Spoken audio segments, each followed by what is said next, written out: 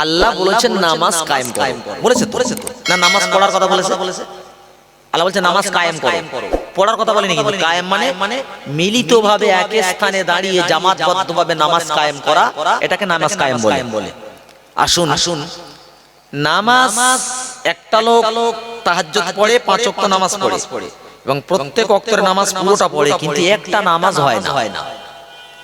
আর একজন শুধু ফরজ, ওয়াজিব আর সুন্নত পড়ে, তাহাজ্জুদ 2-4 রাকাত পড়ে, কিন্তু যতটুকু পড়ে সুন্দর সহি পড়ে। এবার শুনে নেন হাদিসটা, শুনে নেন। আন্না রাসূলুল্লাহ সাল্লাল্লাহু আলাইহি ওয়াসাল্লাম দাখালাল মসজিদ, আমার নবী মসজিদে প্রবেশ করেছেন। ফাদাখালা রাজুলুন ফাসাল্লা, একটা লোক, একজন সাহাবী মসজিদে ঢুকলো, ঢুকে সেও নামাজ করেছে। ফাসাল্লামা আলা নবী সাল্লাল্লাহু আলাইহি ওয়াসাল্লাম, ফিরে এসে নবীকে সালাম দিলেন। ফারাদ্দা আলাইহিস সালাম, আল্লাহর নবী সালামের উত্তর দিলেন, দিয়ে বলছে ইরজি, তুমি ফিরে যাও। কেন ইয়া রাসূলুল্লাহ? রাসূল বলছে ফাসাল্লি, তুমি নামাজ পড়ে নাও। কেন? ফাইন্নাকা লাম তুসাল্লি, তোমার নামাজ হয়নি। ফারাজা ইউসাল্লি, বেচারিটা ফিরে গেল, নামাজ পড়লো, কামা সাল্লা, যেমন নামাজ পড়েছিল। ওয়াজা, ফিরে আসলেন নবীর কাছে। ফাসাল্লামা আলা নবী সাল্লাল্লাহু আলাইহি ওয়াসাল্লাম, নবীকে সালাম দিলেন। ফারাদ্দা, রাসূল উত্তর দিয়ে বলছে ইরজি ফাসাল্লি ফাইন্নাকা লাম তুসাল্লি, তুমি ফিরে যাও, তোমার নামাজ হয়নি। সালাসা, রাসূল কথাটা 3 বার বলেছেন। তখন সাহাবীটা বলছে ওয়াল্লাযী বাসাকা বিল হক, আমি সাক্ষ্য দিচ্ছি ইয়া রাসূলুল্লাহ, যে আল্লাহ তোমাকে সত্য সহকারে প্রেরণ করেছেন, মা উহসিনু গায়রা, ইয়া রাসূলুল্লাহ এর থেকে ভালো নামাজ আমি পড়তে জানি না। ফাআল্লিমনি, ইয়া রাসূলুল্লাহ আপনি আমাকে নামাজ শিখিয়ে দেন। ফাকালা, আল্লাহ রাসূল বললেন ইজা কুনতা ইলাস সালাত, যখন তুমি নামাজ পড়তে দাঁড়াবে, ফাকাব্বির, তখন তুমি তাকবীর দিয়ে নেবে। সুম্মা করা মা তায়াসসারা মাকা মিনাল কোরআন, তারপরে কোরআন শরীফের ওই জায়গা থেকে তুমি পড়বে যে জায়গাটা তোমার কাছে সহজ মনে হয়। কি সুন্দর নির্দেশ দিচ্ছেন। যে সূরা তোমার ভালো মুখস্থ নাই, যে সূরাগুলো কঠিন মনে হয় বা মানে মতলব ওটা বোঝা যায় না, তোমার পড়তে হবে না। সুম্মা করা মা তায়াসসারা মাকা মিনাল কোরআন, কোরআন শরীফের ওই জায়গা থেকে তুমি পড়ো যেটা তোমার কাছে সহজ মনে হয়। সুম্মার কা, তারপর তুমি রুকুতে যাও। হাত্তা তাতমাইন্না রাকিয়ান, সুন্দর করে রুকু করো। সুবহান রাব্বিয়াল আযীম, সুবহান রাব্বিয়াল আযীম, সুন্দর করে রুকু করো। তারপরে সুম্মার ফা, তারপর যখন রুকু থেকে উঠে দাঁড়াবে, হাত্তা তাদিলা রাকিয়ান, ভালো করে দাঁড়াবে যেন কোনো দোলা খায় না যায়। সামি আল্লাহু লিমান হামিদা, দাঁড়ালেন। রব্বানা লাকাল হামদ, অন্তত এক তাসবিহ, যদি বেশি পারো তো পড়বে রব্বানা লাকাল হামদ হামদান কাসীরান তাইয়্যিবান মুবারাকান ফি। বুখারী শরীফের প্রথম খণ্ডে এটা এসেছে। আল্লাহ নবী একদিন নামাজে পড়াচ্ছেন, একজন সাহাবা পিছনে ওই দোয়াটা পড়েছে। আল্লাহ নবী সালাম ফিরে বলছে এই দোয়াটা কে পড়েছে, উঠে দাঁড়াও। ও সাহাবী ভয় পেয়ে গেছে। আল্লাহ নবী বলছে আমি অভয় দিচ্ছি, উঠে দাঁড়াও। দাঁড়ালে বলছে আমি তোমার তো দোয়াটা শেখাইনি, তুমি পড়লে কেন?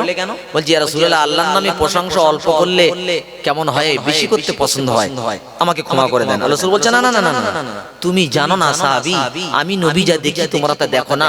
তুমি এই দোয়া পড়েছো বলে 30 জন আল্লাহর ফেরেশতা, তারা কে কতটা নেকি আগে লিখবে তাদের মধ্যে প্রতিযোগিতা চলতেছে। বলেন সুবহানাল্লাহ। তাহলে সামি আল্লাহু লিমান হামিদা, স্ট্রেট সোজা হও।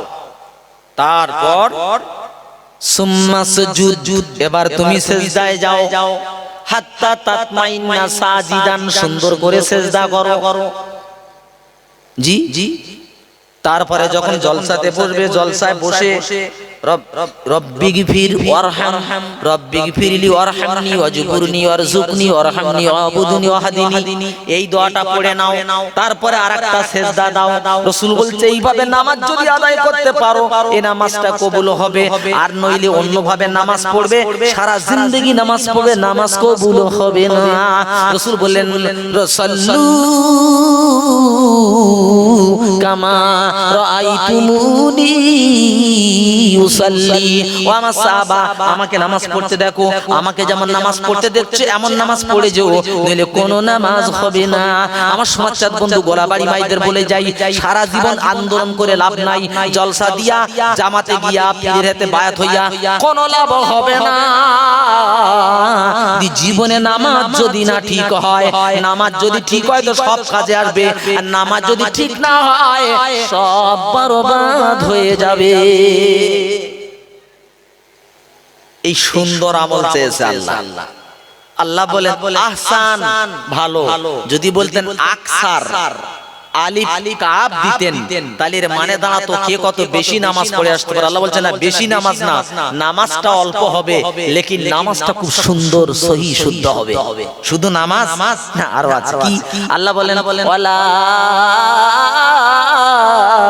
তায়াম্মামুল খাবিসা মিনহু তুনফিকুন।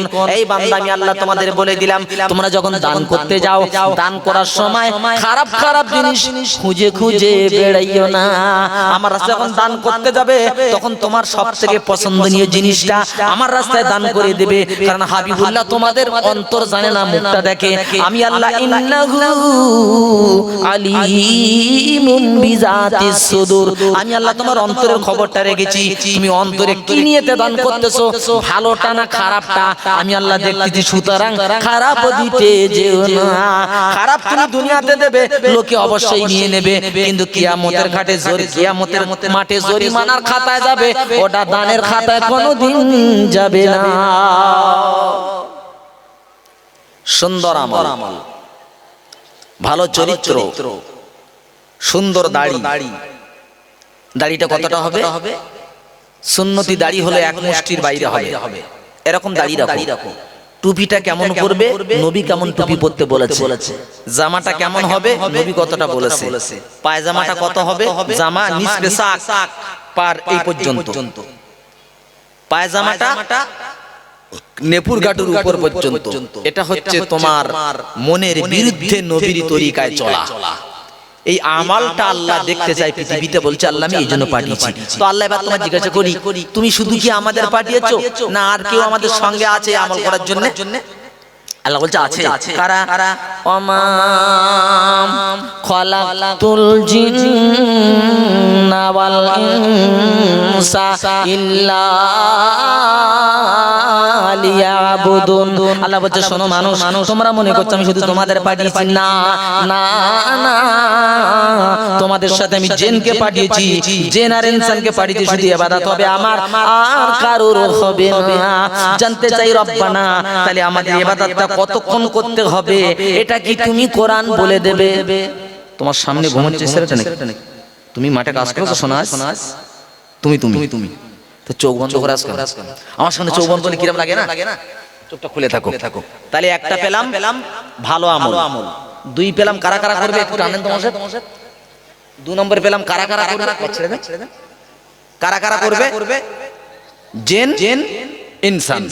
3 নম্বরে জেনে নিচ্ছি আল্লাহ কতক্ষণ করতে হবে ইবাদতটা। রাস্তাঘাটে ঘোরাফেরা তো আছে, কতক্ষণ? আল্লাহ বলছে বলে দাও ওয়াবুদু রাব্বাকা হাত্তা ইয়াতিয়াকাল ইয়াকিন। আল্লাহ বলছে ইবাদত করতে হবে ততক্ষণ, কলবে জীবন থাকবে যতক্ষণ। আয়ান কতক্ষণ ইবাদত করতে হবে? আমার সামনে ভাই কতক্ষণ ইবাদত?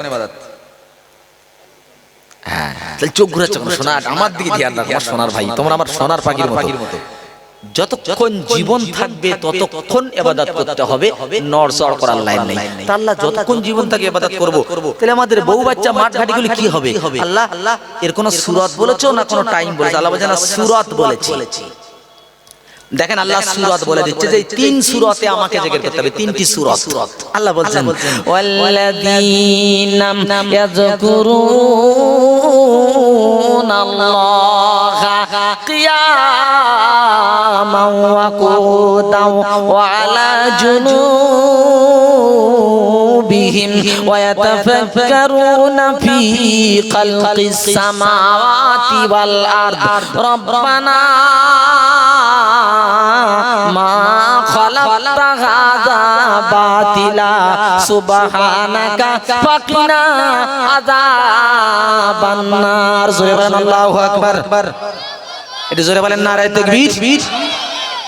ওয়াল্লাযিনা যারা ইয়াযকুরুনাল্লাহ, আল্লাহ বলছে জিকির করে আল্লাহর, কিয়ামাও দাঁড়ালে আমার জিকির করে, ওয়াকুদাও শুলে আমার জিকির করে, ওয়ালা জুনুবিহিম কুদাও বসলে আমার জিকির করে, ওয়ালা জুনুবিহিম শুলে আমার জিকির করে।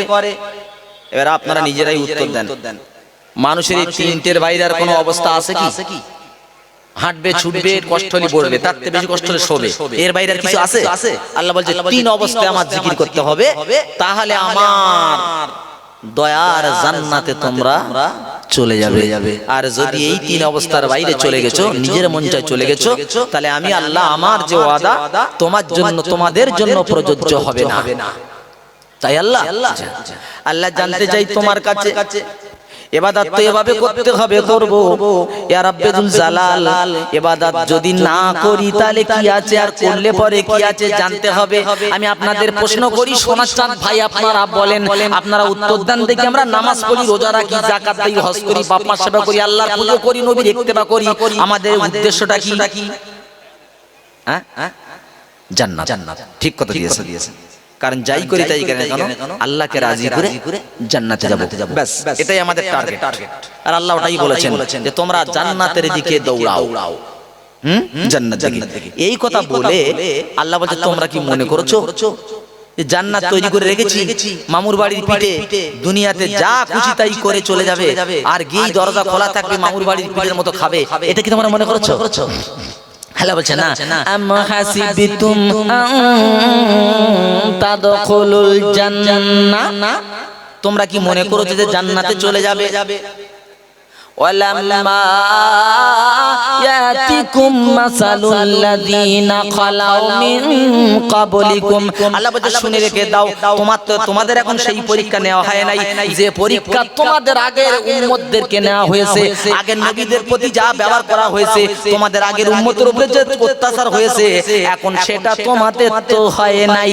মাসাতুহুমুল বাসা ওয়াদ-দাররা, আল্লাহ বলে তাদেরকে ধরেছিল অভাব, অনটন আর বিপদ মুসিবত একসঙ্গে ধরে ফেলেছে।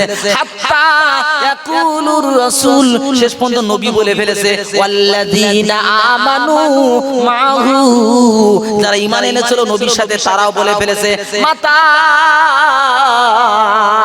নাসরুল্লাহ, আল্লাহ কখন আসবে তোমার সাহায্য? মার খেতে খেতে দেয়ালে পিঠ থেকে গেল, আল্লাহ কখন পাবো সাহায্য? আল্লাহ উত্তর দিচ্ছেন, আলা ইন্না নাসরাল্লাহি করিব, আমার সাহায্য তোমাদের নিকটবর্তী হয়ে গেছে, দেরি করতে হবে না। ওয়াইয়ান আল্লাহ বলছে সাহায্য নিকটে, আর তার মাঝখানে কি বলেছেন? তোমরা জান্নাতে যদি যেতে চাও তাহলে ওদেরকে একটু স্মরণ করো, তোমাদের আগে যারা ঈমান এনেছিল ওদের অবস্থাটা কি হয়েছে, তোমাদের কি সেই অবস্থা এসেছে আগে দেখো।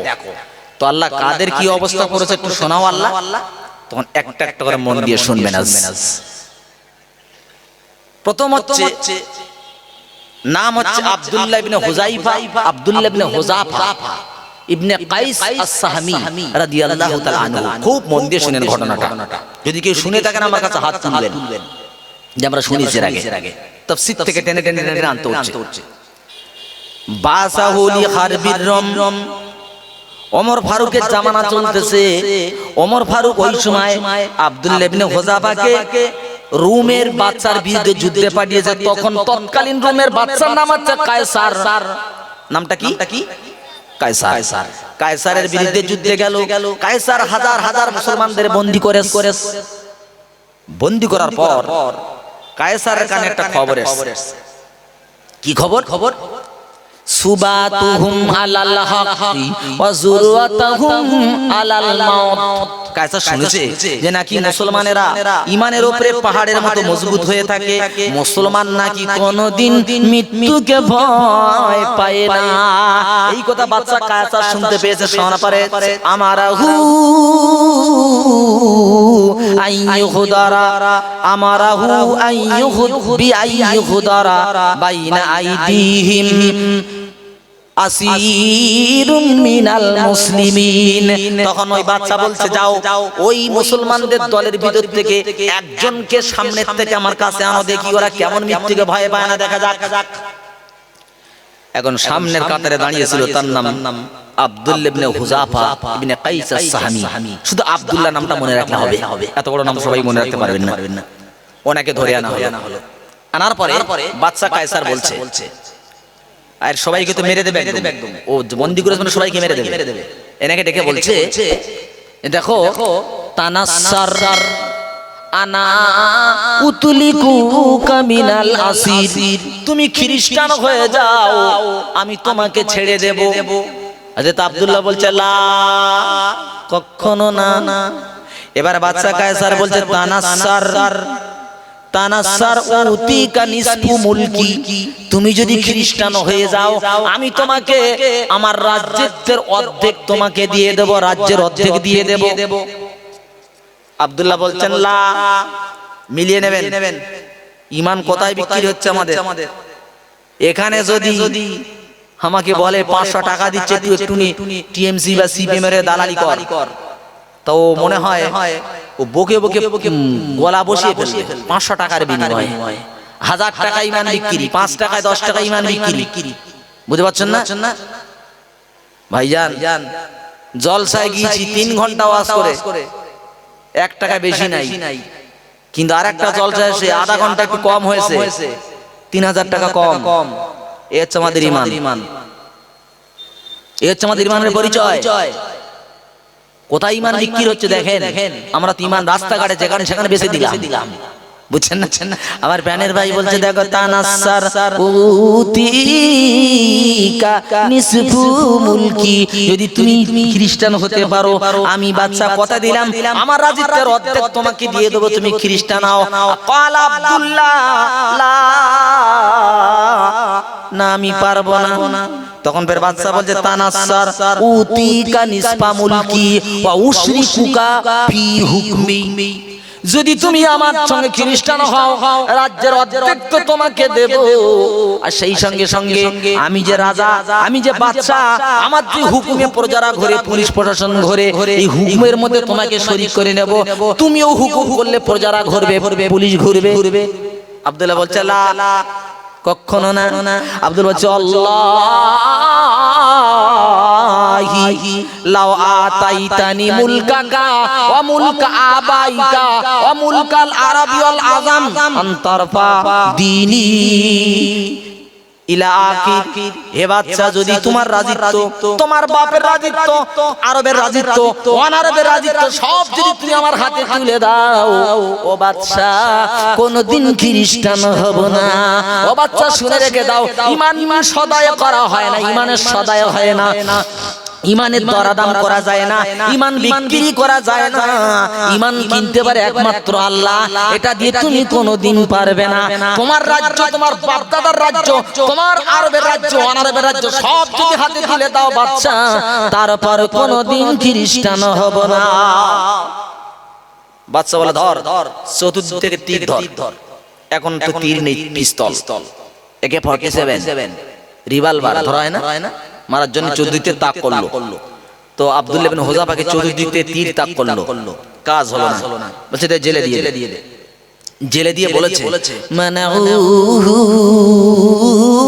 আত-তাআম ওয়াশ-শারাব, সাথীদের বলে দিল, ওকে পানিও দিবি না, ভাতও দিবি না, কোনো খাদ্য দিবি না, টোটাল খাদ্য নিষিদ্ধ। বেশ কয়েকদিন যাওয়ার পর জেলের প্রহরীরা এসে দেখে যে আব্দুল্লাহ মৃত্যু মুখে পতিত হয়েছে, জানটা যায় এসে বলছে বাদশা কি বলে আব্দুল্লাহ মনে আর বাঁচবে না। বলছে কেন? বলে না খেয়ে একদম জানটা দুক করছে। বাচ্চা বলছে একটা কাজ করো, শুকরের মাংস আর মদ নিয়ে ওর কাছে চলে যাও। জোরে বলেন নাউজুবিল্লাহ। শুকরের মাংস আর মদ আনা হলো। ইমানের পরীক্ষা চলছে, তুমি আমি নবীর সেই উম্মত আর তারা উম্মত, এই পরীক্ষা তোমার উপরে এসেছে কি দেখো। এরা যখন নিয়ে গিয়ে বলছে আব্দুল্লাহ ওঠো, কি আছে বলে এই নাও। আব্দুল্লাহ বলছে আমি জানি এটা শুকরের মাংস, এটা মদ। বলে হ্যাঁ। বলে শোন, এই মোমেন্টে আল্লাহ আমার জন্য হালাল করেছে, শুকরের মাংসটা আমার জন্য হালাল, মদও আমার জন্য হালাল। কারণ আল্লাহ কোরআনে বলেছে ফামানি দে তোর গায়রা বাগিউ ওয়ালা দিন ফালা ইসমা আলাই। যদি তুমি কিছু না পাও, মৃত্যু মুখে পতিত হয়ে গেছো, হালাল মাল খুঁজে পাচ্ছ না, আল্লাহ বলছে জীবনটা বাঁচার জন্য বিদ্রোহী না হয়ে, জীবনটা বাঁচার জন্য অতটুকু হারাম তুমি খেতে পারবে, যতটুকু হারাম খেলে ওই শ্বাস পর্যন্ত পৌঁছাতে পারবে। তার মানে গলা পর্যন্ত না। কথা একটু ভালো করে বোঝা দরকার। শুকরের গোশত হালাল হয়, মরা গরুর গোশত হালাল হয়, মদ হালাল হয়। তখন আপনি কোনো হালাল খাদ্য খুঁজে পাচ্ছেন না, মৃত্যু মুখে পতিত হয়ে গেছে, মরে যাবেন, তখন তোমার সামনে হারাম খাদ্য যদি এসে যায়, তুমি অতটুকু খেতে পারো যতটুকু খেলে আরো কয়েক ঘন্টা বাঁচতে পারবে। তার মানে হালাল খাদ্যর মতো একদম গলা হুলুন পর্যন্ত খাওয়া বলো যাবে না। তা আব্দুল্লাহ বলছে দেখো আমি জানি আমার জন্য হালাল, কিন্তু আজকে আমি এটা খাবো না। বলছে কেন?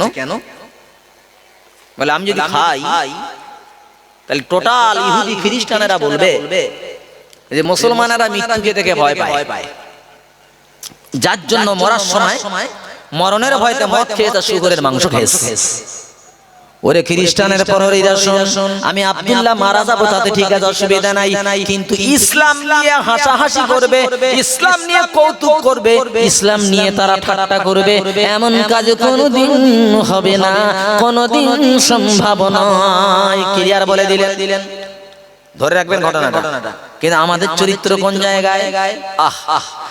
আজ জলসার দিন, বিবি বলছে লিপস্টিক চাই, টিপ কপালে দিয়ে, শাড়ি পরে, পেটের চামড়া বার করে, হাতে লকেট দিয়ে বাজারে ঘুরছে, নইলে বিবি ভাত খাবে না। স্বামী বাধ্যতামূলক নিয়ে ঘুরতেছে। ক্যানিং এর মেয়ে বিয়ে করলাম, বাড়ি গিয়ে বলছে স্বামী ভাত আমি খেতে পারি, শর্ত একটা। বলে কি? বলে আমাকে সিনেমা দেখাতে যেতে হবে। বলছে আমি মৌলানা সাহেব, তুই সিনেমা দেখবি? বলে নইলে তোমার ভাত খাবো না। আর ভারতের আইন হলো বউ ছাড়া যাবে না, ছেড়ে দিলে ভাত ফরপোষ দিতে হবে। এ তো জ্বালায় পড়ে গেছে।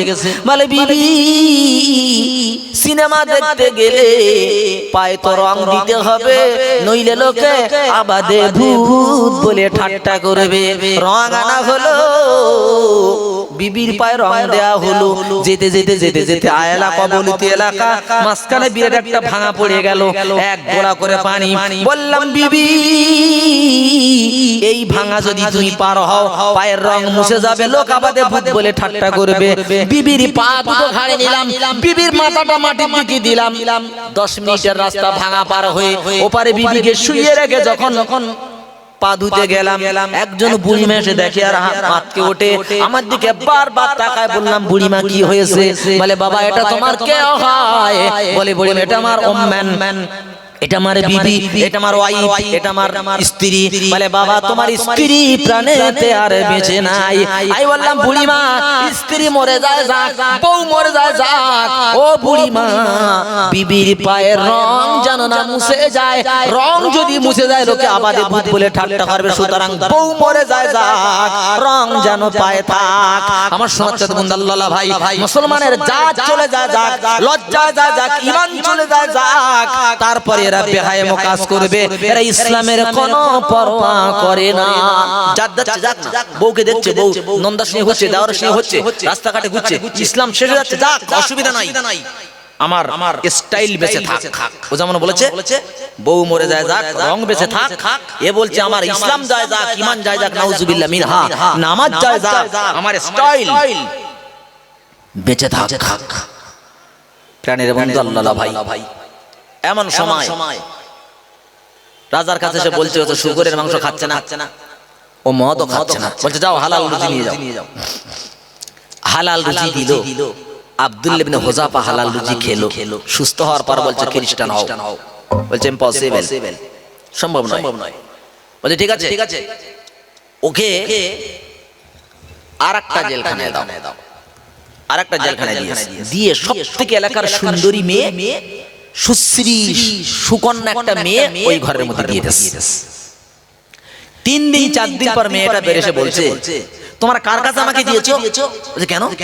বলে আহুয়া বাশার আম্মা হাজার, ও মানুষ না পাথর। বলে কেন? বলে একবার যেন লা ইয়াদরি, একবারও তাকিয়ে দেখলো না, আনা উনসা আও যাকার, আমি ছেলে কি মেয়ে, একটা সেকেন্ডের জন্য 4 দিনের ভেতরে 1 মিনিটের জন্য আমার দিকে তাকালো না। জোরে বলেন সুবহানাল্লাহ। ইমান কোথায় দেখাচ্ছেন বন্ধু? 4 দিন 4 রাত কামরার ভিতরে উলঙ্গ সুশ্রী নারী ভিতরে রয়েছে। একবার মেয়েটা বলছে আমার দিকে তাকায় নাই, ও মানুষটা পাথর না মানুষ আমি বুঝতে পারি নাই। আপনি ইমানের সঙ্গে এবার পরীক্ষা নেন। এখানে বাজারে যারা ঘুরতেছে, এখনো যারা ঘুরতেছে তাকায় দেখো, মহিলারা ঘুরছে দেখানোর জন্য, ওরা ঘুরছে দেখার জন্য, এরা ঘুরছে দেখানোর জন্য, ওরা ঘুরছে দেখার জন্য। ইমান কোথায় রেখেছো তুমি? কিসের ইমানদার তোমার? ও সোনার চাঁদ, আমার নবী সোনার জবানে হাদিস বলেছেন, শুনে ভালো করে শুনেন। রাসূল বলছেন সিনফানি মিন আহলিন নার লাম আরাহুমা, রাসূল বলছে এমন 2 দল জাহান্নামী আছে আমি নবী তাদের দেখি নাই।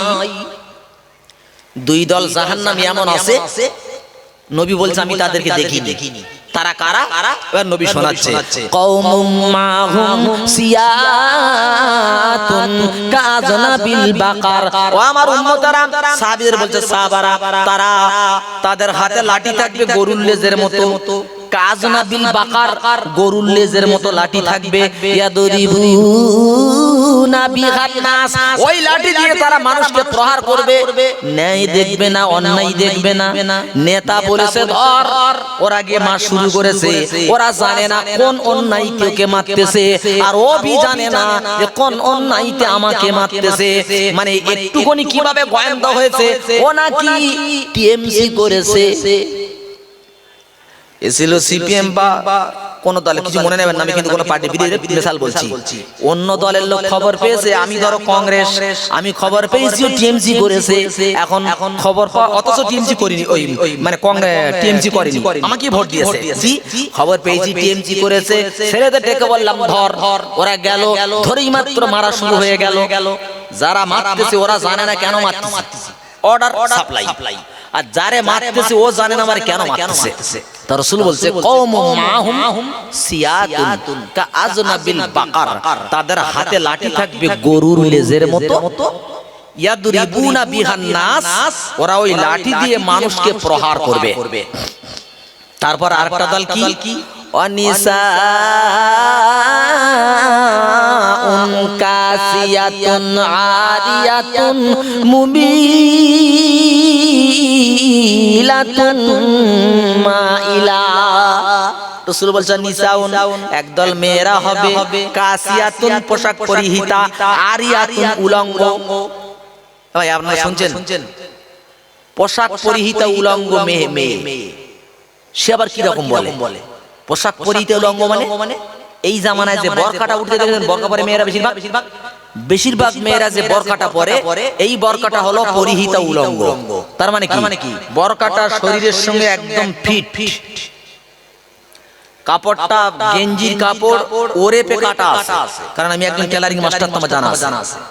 ওরা পড়লেই একটু আগে নাউজুবিল্লাহ পড়লেই পাছা কতটা মোটা জানা যাবে, চেস্ট কতটা জানা যাবে, হাত কত মোটা জানা যাবে। তার মানে এটা পোশাক পরিহিতা উলঙ্গ, যেটা তার অঙ্গকে বিকশিত করে মানুষের সামনে দেখাচ্ছে, আর মানুষ দূর থেকে বুঝতে পারছে যে বোরকা পরিনি বরং এমাল দেখানোর জন্য এসেছে। তার রাসূল বলেন নিসাউন কাসিয়াতুন গারিয়াতুন সেই মেয়েরা পোশাক পরিহিত উলঙ্গ হবে, আর কি হবে? মুমিলাতুন মাইলা, তারা পুরুষকে নিজের দিকে আকৃষ্ট করবে, তারা বলবে ডাক, আর নিজেও তার দিকে আকৃষ্ট হবে। মুমিলাতুন, আকৃষ্ট করবে ছেলেদেরকে, মাইলাতুন, আর নিজেও তার দিকে আকৃষ্ট হবে। তারপর কি বলছে শোনেন শোনেন, রুউসুহুন্না কাসনিমাতিল বুকুতিল মাইলা, তাদের মাথার খোপাগুলো হবে উটের কুঁজের মতো। রাসূল বলছে কাসনিমাতিল বুকুতিল মাইলা, রুউসুহুন্না, তাদের খোপাগুলো হবে উটের কুঁজের মতো। একবার খোপা এদিকে আসবে, একবার মাথার খোপা ওদিকে দেবে, হেলে দুলে পুরুষের সামনে তারা ঘুরবে। রাসূল বলছে বলে দাও লা ইয়াদখুলনাল জান্নাত, জান্নাতে ওরা যাবে না।